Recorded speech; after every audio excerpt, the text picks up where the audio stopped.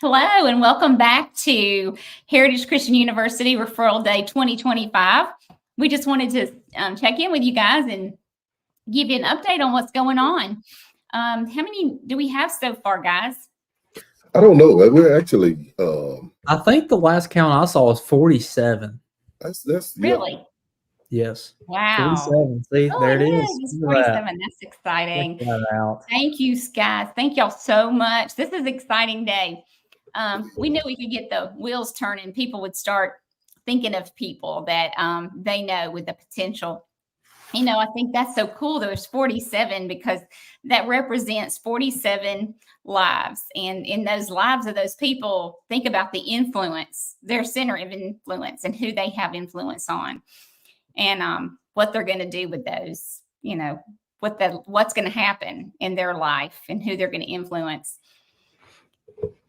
Think about it. Think about the ones this morning. Oh, I'm sorry, Dwayne. Go ahead.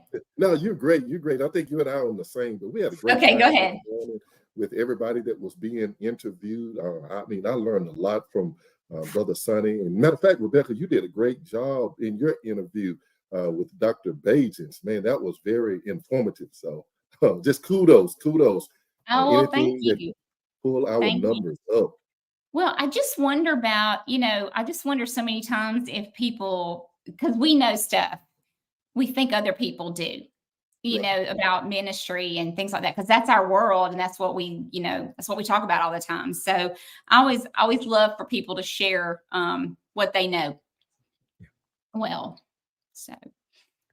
but Sonny has done, he's done some great things in his life, that's for sure. Yes. And Michelle, she did a great job interviewing him as well. So that was great. You can tell they're friends, and that speaks, and that speaks to the mentorship that, we have here at Heritage, the students. Yeah. Well, and, you think about, the impact that Sonny was able to have on her and her family's life, because of Heritage. He mentioned that he was their preacher at Petersville when he first started out. And, I just think that's really cool how it came full circle. Yeah, I do too. And, Sonny's, he's saying, he's retired and he loves, being retired. But I think he's not retired, not from preaching. Right. He's now working with Home Mission and helping other churches, through that ministry.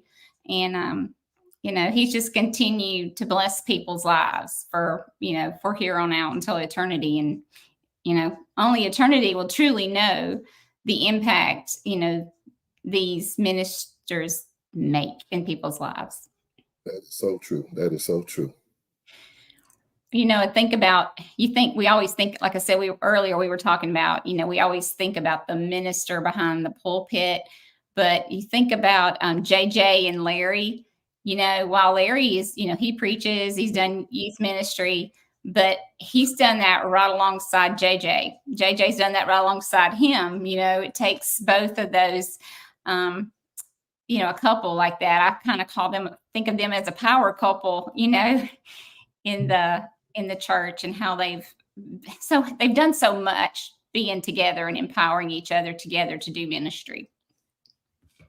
Well, I remember not too long, just a few moments ago, we've had Hunter Puckett that was able to do an interview, and had a chance to sit down and talk with him. And that's about the power of one. He talked about how Dr. Brothers was a great influence for him and how he heard him speak. And that's really what made him want to become a student here at Heritage Christian University and to do well, to excel in his ministry. And so the power of one, that is a sermon that I think all of us need to be putting together, that we go in every congregation, everywhere we go, it should be about the power of one. I make a difference. You make a difference. Right. We all should make a difference in somebody else's life. Absolutely. Baker, share your story. Your ministry story. I always love to hear your ministry story. Well, my story is still being told, I guess. It's one of those that I guess when I first started this journey, it was I guess I had the same desire that everybody else does at my age to be a youth minister.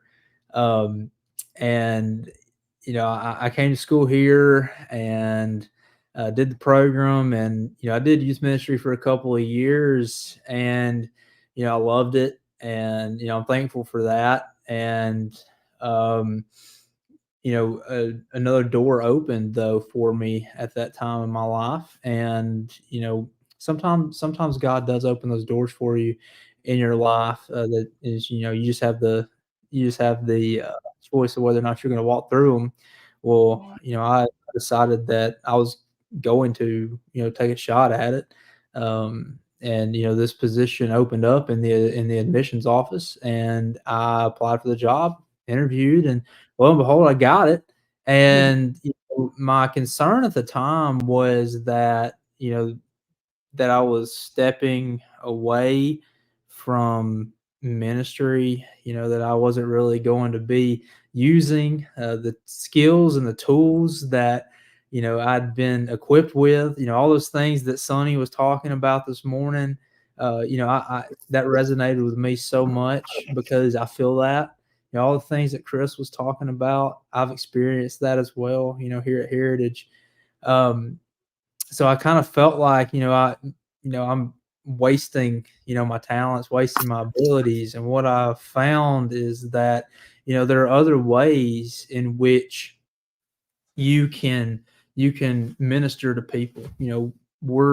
I'm doing my own form of ministry in this job right now. And, I think as Sonny was talking, it kind of hit me that, I have the Heritage hasn't stopped teaching me, as I've, of course I'm in the grad program now, but I got to thinking, like, even during my brief break from the program, Heritage never stopped teaching me and developing me as a minister. Even in this job, I was able to, I'm able to develop those skills and hone those skills. And, that's just a really, really cool thing. Just how much, Heritage has shaped and molded me into what I am. And so, as Sonny was talking, I couldn't help but think of that. It was something that just just glaring at me the whole time. But I say all that to say this, that there are so many different avenues of ministry that we don't often think about. And, we're going to see that as the day continues on. We've got a couple of more people that we're going to interview live that they came through our program here just like I did. And they're doing all kinds of other things that are creative ways of doing ministry, but they're using the skills and the tools that they were equipped with here.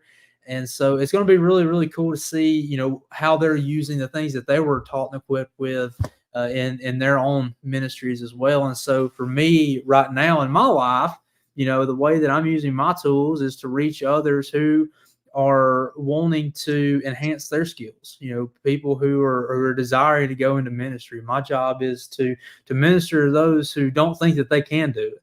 That's right. And that's really cool to me. So I don't know how y'all feel about it, but that's kind of how I feel about it. Yeah. Yeah. It's interesting. Something I was thinking about when you were talking, it's one of the things that sometimes happens in the lives of ministers, especially men who are doing pulpit work or youth ministry. They marry women who didn't know they were going to marry a minister. And so we as women, I didn't know I was going to marry a minister when I was in college. And when you get out, there's no training for the wife. We joke. I have a really good friend who would, her husband came and was the pulpit minister, and where we were my husband was still the associate, and she would call me and say, "Hey, what does the preacher's wife manual say about this? How do I handle the situation?" And so I just found that we laugh. But the good thing is, I want to tell you, is that we have a program that now been specially formulated for women's ministry, and it's a certificate. It's a credit certificate, and it's brand new this year, and it's 5 classes, and you get credit for those. And so it's a great resource to be able to, for women who maybe find themselves in that very situation, you know, where you may not want an entire degree in ministry, but you may want to find some resources that really makes you feel like you have some resources and to draw from yourself. And so in what better place than to come to a school that does ministry? And so just look out for that if that's something that might interest you. If you need that, we have a lot of things here to offer. So. Man, I think you guys said a whole lot. I mean, it's just been an exciting day. Baker, I really love your story. I was listening at the guys, and of course, we all have a story. Mine is somewhat unique. It's somewhat different, you know, because when I think about heritage, even though I'm, 29 years in the ministry, I'm still being taught by Heritage Christian University. The thing that really was a blessing to me was I come from the hood. So I had that hood mentality. That's crazy, but I had the hood mentality. And so Heritage was able to shape me and transform me in such a way that I could take this same gospel back to the hood and make it plain for those that could understand it. I know I say perspective a lot, but like when I was talking to Dr. Bajents, but that is one thing I have learned so much, so many times, that it comes back to your perspective. And if we get stuck in our own perspective and we don't ever see anyone else in from where they're looking from, and I think that's what you get here as a student, is you're taught. We say many times that we don't teach you what to think, but how to think. And I think that's something that when we say lifelong learner, you know, that you're taught to continue to learn, that this isn't the end of the road. This is just the beginning of your growth process, that you get started here. So I hope everyone is enjoying all the interviews, and today is a special day for for doing the referrals. But we hope that even beyond today, if you think of someone, you will call us and let us know who that is, and we would love to come and meet them or reach out to them. However you want to set that up, we would love that. We would love to make our goal of 100 today. That is something I think is obtainable. Obviously, we're already at 49. We should be able to do that. So anyway, guys, any last words from you guys? Anything else y'all wanted to say? I have faith that we're going to hit that 100 mark. I have faith. Yeah. I know that our people are going to come through for us. I agree. I like it. Well, thanks, guys, for tuning in. Please continue to watch. And oh, look, we just went up 53. I like it. See, there you go. That's just your faith, Dwayne. That is your faith showing right there. So that's exciting. This is why we do what we do. It's exciting stuff. People are making a difference.